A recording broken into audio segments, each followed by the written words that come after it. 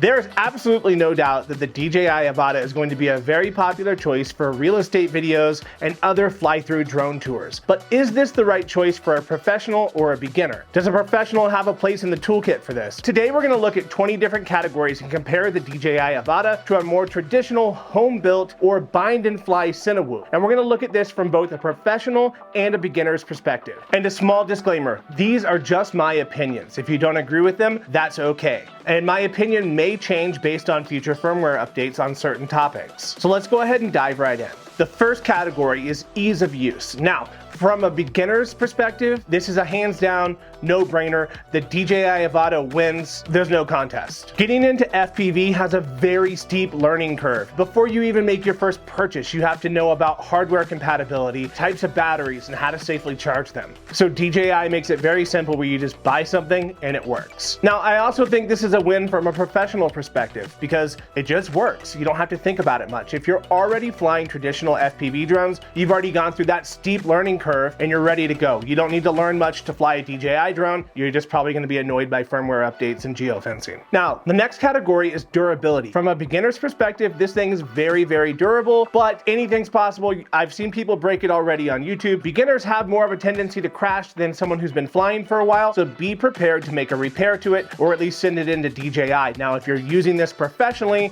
and you're a beginner, if you have to send off your drone, you're going to be out of work or you're going to have a backup ready. Now, durability from a professional's perspective is a little bit different because if I break a duct on something that I own, I can usually just come home and use my 3D printer, print some new ducts, and we're good to go. I don't have to wait for shipping or anything like that, and I usually have a stack of them on site in case I need to replace them. My favorite Cinewhoop that I currently use on most professional fly-through jobs is the Shin Drone Squirt, and it does have soft TPU mounts, so you would be hard-pressed to actually break the ducts on this. You're probably going to break a prop, which is easy to change out on site. So I'm going to give the durability a lose for professionals because you have to have one specific part to replace it. You can't just make them at home. So the next category is the remote control. From a beginner's perspective, this thing's easy. It just works. You turn it on, you hold the bind button, you pair it with that, you're good to go. And the range is really good on the remote control. You're probably never going to fly out of range if you're doing a real estate job with the remote control. Now let's talk about the remote control from a professional's perspective. I'm going to say this is a lose because with a home built or a bind and fly drone, you can use whatever remote control you want. You're not stuck with the one remote control. You can also use that remote control on all your other quads, which makes it more familiar. I also feel like the stick control is a little bit stiff. Even if you go back and loosen it up, it's a little too stiff for my liking. I prefer my other remote controls compared to this one, so I'm going to give this a lose from a professional's perspective. All right, now the next category is size. Now, for a beginner, this size is perfect, and honestly, for a pro, it's a great size too. There's nothing wrong with the size of the drone. It's small enough to get through most gaps and spaces, so it's perfect. The size, from a pro's perspective, I'm gonna go ahead and give this a lose because I have the option to go down to a 2-inch drone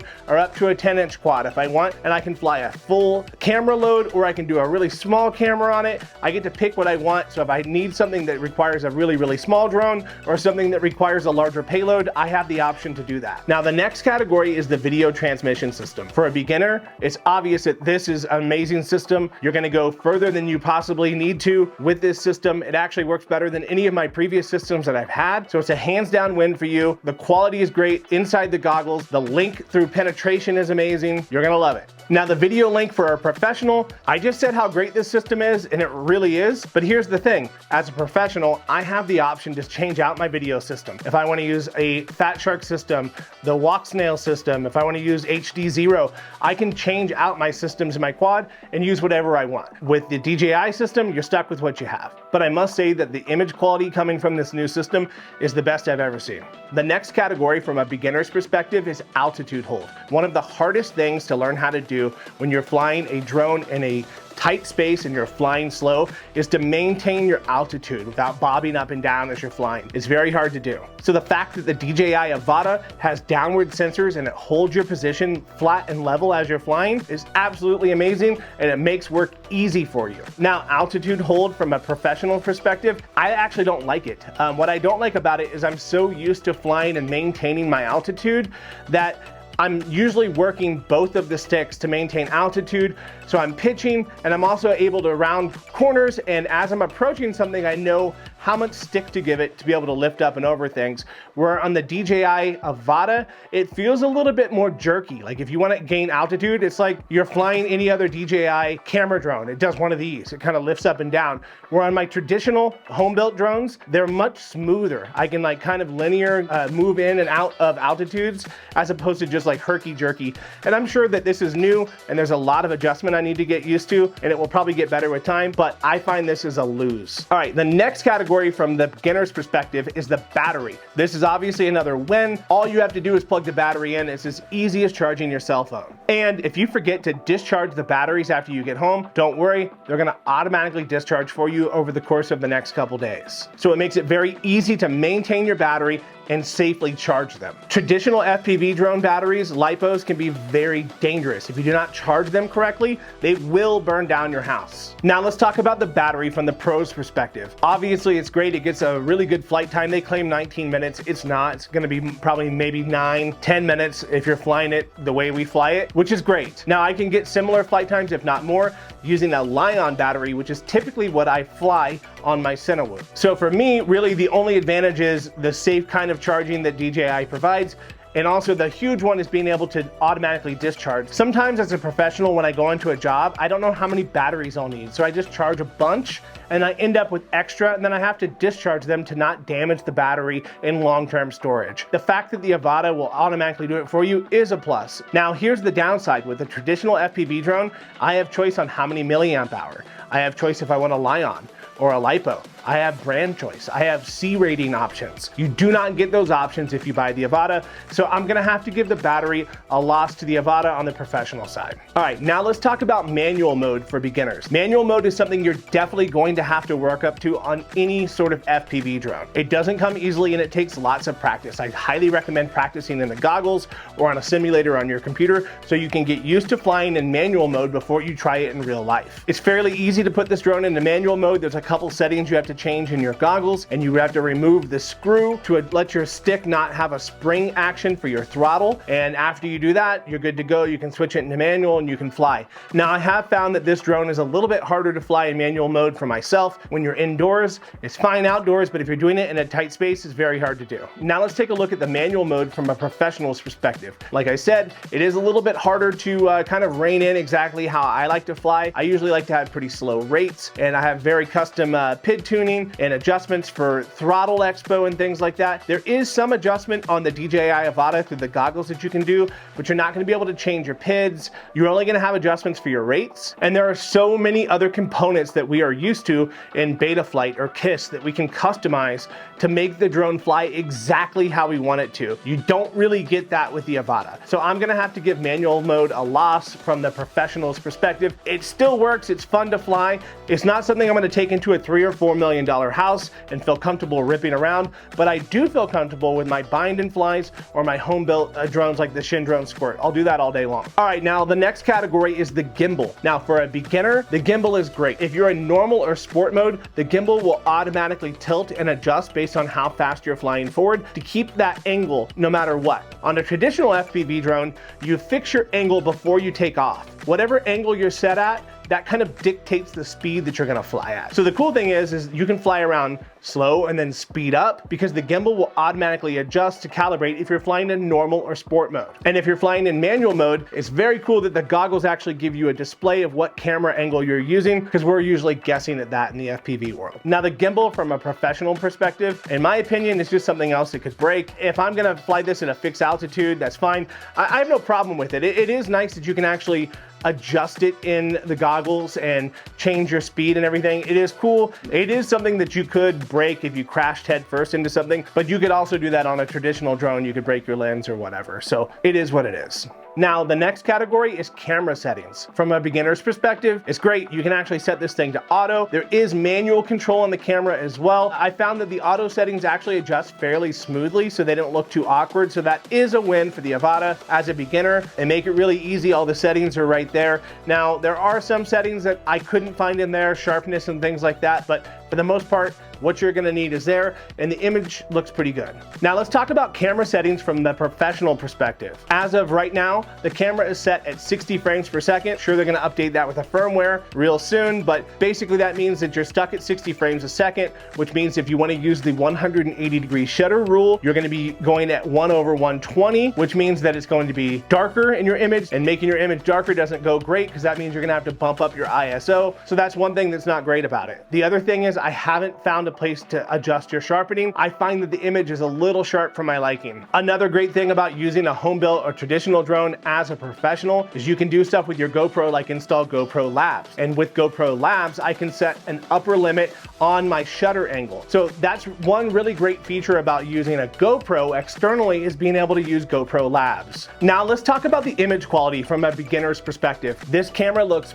really good. I wouldn't say that it looks amazing or great. It looks good. It's very good for client work. It's passable, but it's not the best image quality I've ever seen. But if you're just getting started and you're not really used to video editing or pixel peeping, you're gonna think the image quality is amazing right out of it. Now the image quality from a professional's perspective, I can tell you that I think that the GoPro quality looks better. I think that there's a little bit more dynamic range. Obviously, I mentioned the sharpening. You can't unsharpen the footage. Overall, the image does look good.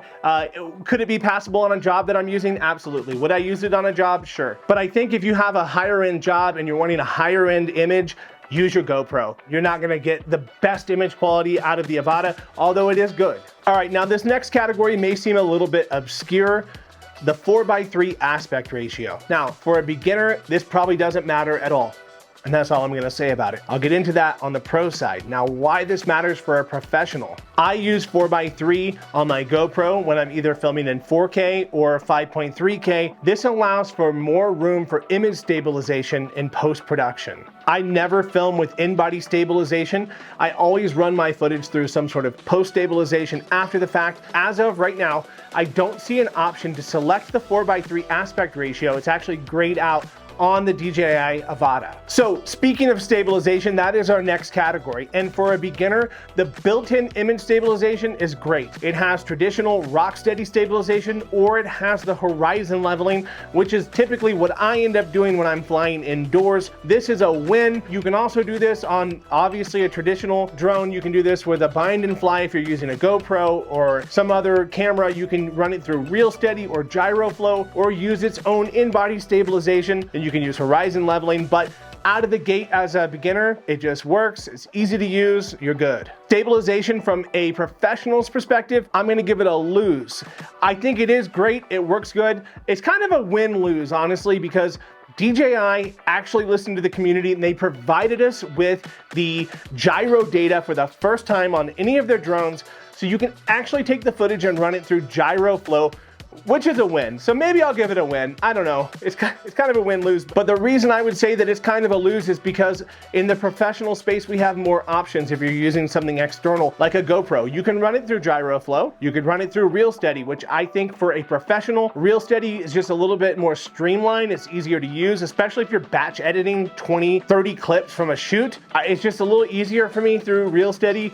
Gyro flow works good. Don't get me wrong. I think it's awesome, but I think it's a little easier through real steady. You also have in-body stabilization on the GoPro, which works well. So the only reason I would give stabilization a lose is because if you go with a home-built quad as a professional, you have more options. All right, so on to the next category, geofencing. For a beginner, this could be a win because it's gonna keep you out of hot water from flying in the wrong space if you're not supposed to be flying there, but it's also gonna be really annoying for you if you're trying to fly somewhere indoors and it won't let you. So obviously geofencing from a professional perspective is a lose all around. I don't see anything good coming from this for a professional. I mean, it's gonna tell you you can't fly, and if you have to fly there, it's gonna pop up and let you know last minute when you're ready to take off. You could be on a time crunch and then you have to get authorization, plug it into the app, and it may or may not work. So yeah, I think geofencing is a lose if you're a professional. On a traditional FPV drone, a Cinewhoop, you're never gonna have a pop-up telling you can't fly where you're at. All right, the next category is firmware. From a beginner perspective, it's easy peasy. You turn on the drone, it's put on the goggles, it's gonna ask you to do some updates on the remote, possibly the battery, the drone, and your goggles. And it will periodically pop up and ask you to do that. It makes it very easy and simple. So that is a win for a beginner. Firmware made easy. Now the firmware from a professional perspective is gonna be super annoying annoying. I've already been out with this drone, did all my firmware updates at home, and the first thing it did when I was out in the field, popped up and asked me to do a firmware update when I just did one. So it's gonna be very inconvenient and untimely as a professional when these messages pop up. You're not gonna be happy to see it. Now, with a more traditional drone, I don't ever have to update my firmware, ever, if I don't want to. If I feel like there's some new feature sets that I wanna add to it, I can definitely do that if I feel like I want to, but I never have to, I'm never forced to. It's never gonna pop up in my goggles and tell me that there's a new feature in beta flight. Never. Now this next one is really the one that inspired me to make this video. This is about rates and PIDs. From the beginner's perspective, if you're flying with the DJI Avata and you're in normal or sport mode, there's just gonna be one set of rates and PIDs. You can't change anything. And it feels pretty good, to be honest with you. Now, even when I fly with my traditional drones in the indoor space, I'm flying in a stability mode where the drone will self-level if you let off of the stick. Now, it doesn't stay up in altitude, but it will right itself in its attitude. Now, this is really convenient if you're in a small indoor space, because all I'm really doing with this drone is normally just kind of pushing it through the space. I did notice with the Avata, I tried to fly it the same way that I fly my other drones when it's in normal mode and just kind of push it through the space. And it is a little more snappy. And I tried to go in and change some of the rates on my controller to kind of even it out. And the rate adjustment in the goggles only applies to manual mode. And I gotta be honest with you, when I'm flying this drone indoors, I'm not gonna be flying it in manual mode in a small house. So I really hope that DJI puts out a firmware that will allow us to adjust the rates when flying in normal mode. I think that would make a huge difference. Or even if they put a mode in there that was more like the Cine mode that's on the Mavic series, where you can flip the switch, you go to cinematic, and everything's just real slow and smooth. If they had something like that on the DJI Avata, it would make a huge difference. Now, obviously, rates and PIDs from a professional perspective, this is a big lose. I'm used to having full customization on every part of my stick control and also everything that goes into the PID loop that controls the drone itself. So not being able to have that on the DJI Avata is a big lose. All right, so the next category is the noise. Now, as a beginner, I don't think this is really gonna matter. It has about the same level as a traditional FPV drone. It's about in the same range of dB. Didn't really seem off-putting to me or abnormally loud or really quiet. It seemed about average to me. From a professional perspective, okay, like I said, it sounds about the same as my other drones, but with my other drones, I have the option to switch to a smaller drone if I want, or I can go to a bigger drone, or I can go with different pitch props. So I can adjust the noise based on the job that I'm executing. With the DJI Avata, you're not gonna have that option. So that's gonna be a lose. Now, the next category is one of my favorites, the goggles. These things are awesome. They feel really nice on the face. They fit good. They're definitely a lot smaller, a lot lighter than my other V2s and my V1 goggles. I wish they'd just call these the V3 and stop confusing us, but whatever. So from a beginner perspective, these goggles are gonna feel great. You're gonna put them on your face. You're not gonna know any different. They are a win-win because they really are a win. Now, from a professional perspective, I'm gonna give this a lose actually, because right now, at this time, there's not a lot of accessories. It needs some new foam pad for it because I have experienced fogging from time to time, and that's gonna be an issue. So I think maybe some different foam would help separate your eyes from the diopters a little bit, which would be very helpful. I'm also calling this a lose because you could pick from so many different goggles if you're a professional. When you build your custom built drone or you buy a bind and fly, you can put HD0, you can put a Fat Shark system on it. So you can pick the goggles that you want. With this system, these are the only goggles that you have for that drone, and as of the time of recording, they only work with the Avata. Now, I know that that's gonna change. I just know it. It's gonna happen. I've heard rumblings, so I think that these are gonna get a firmware update and work with the Vistas and the Air units. And when they do, I mean, it's gonna be a huge win. These goggles really are amazing, but right now, as of today's date, as a professional, I think you have more options to fit your customers' needs and fit your own needs by doing something different other than these. Now, let's talk about the price. As a beginner, you're gonna end up spending about $1,800 on this drone. Now, I bought the drone and I had to end up buying the secondary controller for it, which was an additional $200 because it only ships with a motion controller for whatever ungodly reason that they did that. I don't know why, but you have to buy the actual DJI FPV remote separate, which is another $200 on top of what you've already bought, and plus you're gonna need another battery, and by the time you do all that and you add it up and you get taxes, it's gonna come to about $1,800. And as for a traditional FPV drone, I looked up all the pricing on brand new goggles, the V2 goggles, you know, a brand new GoPro Hero 10, a Cinewhoop 30, and you know, the remote control that you would need to fly it. And it came to about $1,600, so a little bit less, but the great thing is you could also buy all that gear used. You could probably start flying for about $1,200 and have everything you need to fly professionally as a beginner. The price on the Avata, I'm gonna give it a lose. Now let's talk about the price from a professional perspective. I'm actually gonna give it a win because you're getting the new goggles, which if the goggles actually do become compatible with your Vistas and your Air units, these goggles are bad, dude. They're cool, you're gonna love them. They're really nice. So you're getting the new goggles, you're also getting the drone, and you're getting, you know, what other accessories you need, and you probably already have a budget because you are a professional, established, and you're making money on these jobs. And if anything else, if you don't like the drone in 6 months from now and it's not destroyed, sell it. You're gonna make your money back off of it. Basically, you're gonna get the goggles up front, you're gonna get something that's gonna help further your business, so I'm gonna give it a win. So the next category is convenience. So from a beginner perspective, obviously everything I've already talked about, yeah, it's a win-win. It's easy to use, it's easy to pick up, you don't have to learn much, you can just get it, you can buy it, you can start flying it. It's a win-win-win. Now, for a professional, I'm actually gonna give it the same rating for convenience because you can just buy this thing. If you have the budget for it and you need it and you think it fits into your toolkit, buy it. It sets up, it's easy, it's good to go. The only thing that sucks is geofencing and firmware updates. Other than that, as far as convenience, it shows up, it's ready to fly. You'll be flying it in an hour.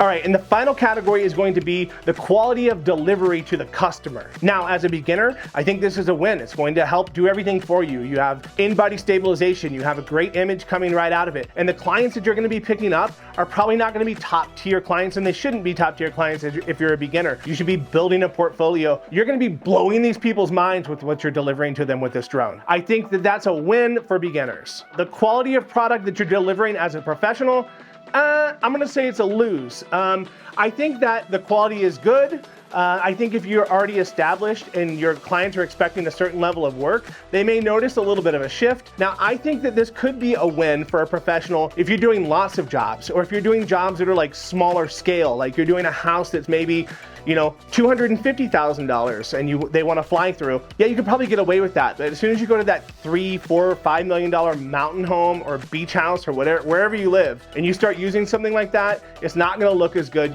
Your professionalism is going to be lowered a little bit. You're going to have less options to correct. Now, don't get me wrong. I think you absolutely can use this drone for that type of stuff, especially if you really refine your skills to do it. But if you're already in the space, you're not gonna make the switch to using this drone as opposed to using what you're already using and already working for you. So just to wrap things up, I really do love this quad. I'm not trashing it in any way, shape, or form. I bought it because I wanted to try it. I love all things drone, and I'm having fun with it so far. I probably will try to use it on a smaller scale professional shoot just to see how it goes. If you guys are interested in picking up a DJI Avata yourself, it would greatly help me if you use my affiliate link down in the description. It won't cost you anything, but it will help my channel grow. If you enjoy my content, I ask that you maybe consider joining my channel. You can join for a monthly subscription, you get perks. You can also just subscribe or leave a thumbs up. All of those things really help me. If you're new to my channel, my name is Lee and this is Adventure FPV. Please go check out some more of my videos after you watch this one, and we will see you in the next one.